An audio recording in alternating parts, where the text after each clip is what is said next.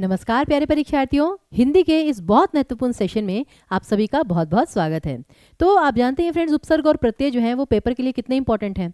और उपसर्ग प्रत्यय के साधारण प्रश्न तो आते ही रहते हैं, लेकिन कभी कभी अगर एग्जामिनर को ठीक है ना थोड़ा डिफिकल्ट क्वेश्चन बनाना हो तो वो आपसे कृत और तद्धित प्रत्यय के प्रकार भी पूछ सकता है। ठीक है, और इसमें आपको इनडायरेक्ट वे में भी कई प्रश्न पूछे जा सकते हैं, जो भी हम आपको आगे बताएंगे।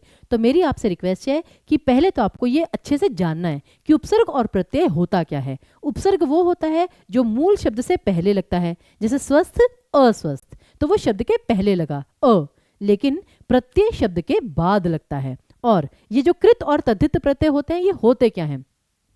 तो क्रिया तो मुझे लगता है फ्रेंड सबको पता है कि क्रिया यानी कोई भी काम, हंसना, रोना, खाना, पीना, सोना, उठना, जागना, ठीक है। तो कोई भी जो काम होता है उसे कहते हैं क्रिया, और क्रिया के साथ अगर कोई भी प्रत्यय लगता है तो वो आपका कृत प्रत्यय कहलाता है। और इसका ऑपोजिट, अगर कोई शब्द क्रिया नहीं है और उसके साथ प्रत्यय लगा तो वो तद्धित प्रत्यय कहलाएगा। आपको वो संज्ञा सर्वनाम विशेषण में जाने की जरूरत ही नहीं है।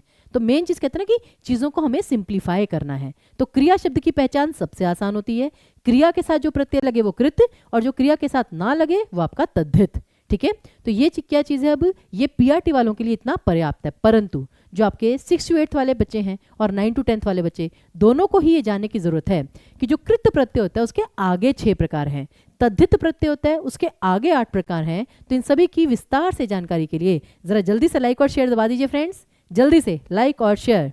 ओके, चलिए फिर प्रारंभ करें। अब कृत प्रत्यय के 6 प्रकार: कर्तृवाचक, विशेषणवाचक, भाववाचक, कर्मवाचक, करणवाचक और क्रियावाचक। और इसकी पहचान कैसे करते हैं आप? बेसिकली कि आप शब्द को देखिए, जैसे कि गायक, गायक कौन होता है? गाने वाला व्यक्ति। तो गाने का काम कौन कर रहा है? वो जो गायक है वो करता है, क्योंकि गाने का काम वही कर रहा है। उसी प्रकार भुलक्कड़, भूलने का काम वही कर रहा है, वो करता है। तो ये सारे कर्तृवाचक होते हैं। और गाना, भूलना, तैरना, लूटना, ये सारी क्रियाएं हैं। तो इसलिए ये आपका कृतवाचक कृत प्रत्यय, कर्तृवाचक कृत प्रत्यय। उसी प्रकार विशेषणवाचक। अब विशेषण क्या होता है? जो किसी की विशेषता बतलाता है, जैसे कि पूज्य, पूजनीय। हम कहते हैं ना ये पूजनीय स्थल है, यानी पूजा करने, पूजन करने योग्य। तो यहाँ पर भी ये पूजा करना, पढ़ना, खाना, ये सारी क्रियाएं हैं। तो खाद्य, कि जैसे ये खाद्य पदार्थ है, खाद्य मतलब खाने योग्य। तो ये सारे शब्द आपके ये मतलब विशेषण ही हैं, लेकिन ये क्रिया से बने हैं, सॉरी विशेषण से। फिर जो भाववाचक हैं, अब लगन, बुलावा, दिखावा, ये सारी आपकी भाववाचक संज्ञाएं हैं, लेकिन फिर वही ये आपकी क्रिया से बनी है, लगना, बुलाना, दिखाना। तो अल्टीमेटली ये सारे क्रिया शब्दों से बने हैं, लेकिन वो शब्द क्या रोल प्ले कर रहा है? कि जैसे दिखावा, ये आपकी भाववाचक संज्ञा है, कि लगन, लग गई, ठीक है ना, लगन लागी तुमसे मन की लगन, पता होगा, तो लगन, ठीक है ना, तो वो आपका क्या है? भाववाचक संज्ञा। उसी प्रकार कर्मवाचक। अब कर्मवाचक क्या होता है? कि कर्ता ने कर्म को, जहां पे को विभक्ति आ जाए, जैसे कि बिछौना, यानी बिछौने को बिछाया जाता है, ठीक है ना। तो किस चीज को बिछाया जाता है? बिछौने को बिछाया जाता है। फिर अब जो खिलौना है, खिलौने को ही खेलने के लिए प्रयोग किया जाता है, तो खिलौना। फिर आपका खाना, खाने को ही खाया जाता है। तो ये तीनों आपके कर्मवाचक हैं। फिर आता है आपका करणवाचक। अब करण क्या होता है? कर्ता ने कर्म को करण से, यानी माध्यम, क्रिया का माध्यम। फॉर एग्जाम्पल बेलन। अब बेलने का माध्यम क्या है? जैसे रोटी को बेलन से बेला जाता है, तो बेलन जो है वो बेलने की क्रिया का माध्यम है। फिर झाड़न, झाड़न से झाड़ा जाता है, झाड़न से मिट्टी को झाड़ा जाता है, तो झाड़न के झाड़न माध्यम है। बंधन, झाड़ू, झूला, ये सारे ये करणवाचक हैं। और लास्ट में आता है आपका क्रियावाचक। जैसे हम कहते हैं कि डूबता, अब ये तो डायरेक्टली क्रिया ही है कि वो ये डूबता है, बहता है, पानी बहता है। व्यक्ति चलता है, वो तुम वहां जाकर खा लेना, वो देखकर रोने लगा। तो ये कर, कर, ता प्रत्यय, ये सारे क्रिया शब्द ही हैं और क्रिया से ही बने हैं। तो ये सारे आपके कृत प्रत्यय के प्रकार हैं। तो अगर इसमें आपको फ्रेंड्स कोई भी डाउट हो तो बाद में आप ये कमेंट बॉक्स में अपना लिख दीजिएगा। ओके, आगे देखिए। अब आते हैं तद्धित प्रत्यय पर। तद्धित प्रत्यय वैसे तो ये होता है जो कि क्रिया नहीं, संज्ञा, सर्वनाम या विशेषण के साथ जो प्रत्यय लगे।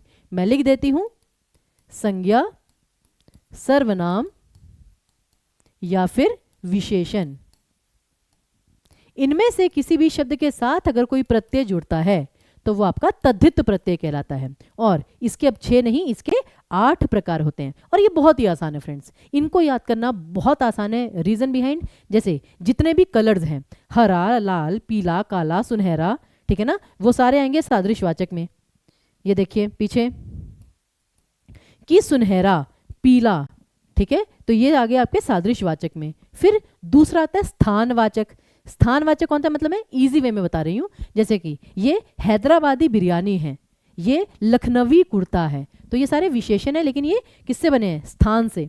जर्मनी, लखनवी, हैदराबादी, इसमें जर्मनी में जर्मन जमा ई प्रत्यय है, लखनऊ जमा ई प्रत्यय है, हैदराबाद जमा ई प्रत्यय है, तो ये सारे स्थानवाचक हैं। तो सादृशवाचक और स्थानवाचक दो तो बहुत ही आसान है। तीसरा आता है गुणवाचक।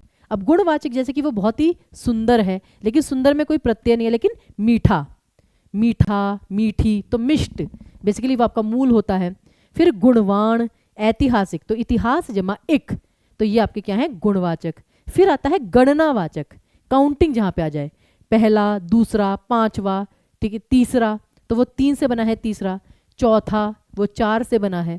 तो गणनावाचक, स्थानवाचक और सादृशवाचक, आई गेस बहुत ही सिंपल था पहचानना। फिर संबंधवाचक, संबंध क्या होता है आपके रिलेशंस में, चचेरा, ननिहाल, ठीक है ना। फिर आपका ससुराल, चचेरा, तो चाचा से चचेरा, ससुर से ससुराल, नानी से ननिहाल, तो ये आपके सारे संबंधवाचक हैं। फिर भाववाचक, अब अपनापन, ये अपना से बना है, बुराई बुरा से बना है, विशेषण से।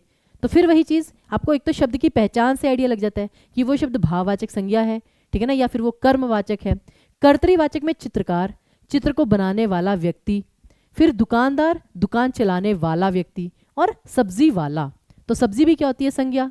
उसी प्रकार जैसे ऊनवाचक, अब ये फ्रेंड्स आपका बीपीएससी के प्रीवियस ईयर क्वेश्चन में आया था कि निम्न में से ऊनक शब्द क्या है, और वहां पे बच्चों की खटिया खड़ी हो गई थी कि भाई ऊनक शब्द होता क्या है।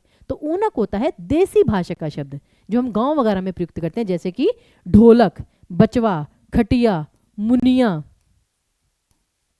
लुटिया, ठीक है ना, लुटिया।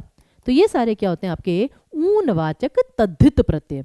और फिर आपका जो बाकी मैंने आपको बताई दी है। तो फ्रेंड्स सारे एग्जाम्पल्स आपके सामने हैं, ठीक है ना, मोस्टली मैंने डिस्कस यहाँ पर कर ही दिया है, लेकिन वही है कि जब तक इसका अभ्यास नहीं होता तब तक चीज़ें हमें उतने अच्छे से क्लियर हो नहीं पाती। बट कोई बात नहीं, ये हम मॉक टेस्ट पेपर में और डिटेल में डिस्कस कर सकते हैं क्वेश्चन के माध्यम से। लेकिन फिलहाल आपसे रिक्वेस्ट है कि आप आराम से इसे पढ़िएगा। और कृत और तद्धित प्रत्यय, इनमें भी बहुत डिटेल में फ्रेंड्स आपको जानने की जरूरत नहीं है, ये सिर्फ एक बार की आपकी इन्फॉर्मेशन के लिए था, इसलिए शॉर्ट वीडियो में है। लेकिन जो आपके कृत और तद्धित प्रत्यय हैं वो बहुत इंपॉर्टेंट है कि आपको संज्ञा की पहचान होनी चाहिए, सर्वनाम की, क्रिया की, विशेषण की। कृत और तद्धित प्रत्यय की पहचान होनी चाहिए, क्योंकि ये हर लेवल पर आता है, चाहे पीआरटी हो, चाहे 6 to 8 हो, चाहे 9 to 10 हो, चाहे पीजीटी हो। ओके, तो इसलिए आगे की तैयारी के लिए आप सभी को ऑल द वेरी बेस्ट। और इसी के साथ ये सेशन यहीं पर समाप्त होता है। तो आप सभी, कोई भी आपकी क्वेरी रह गई हो तो उसे कमेंट बॉक्स में लिखकर ज़रूर जाइएगा, ठीक है ना। तो हमारा साथ देने के लिए आप सभी का बहुत बहुत धन्यवाद।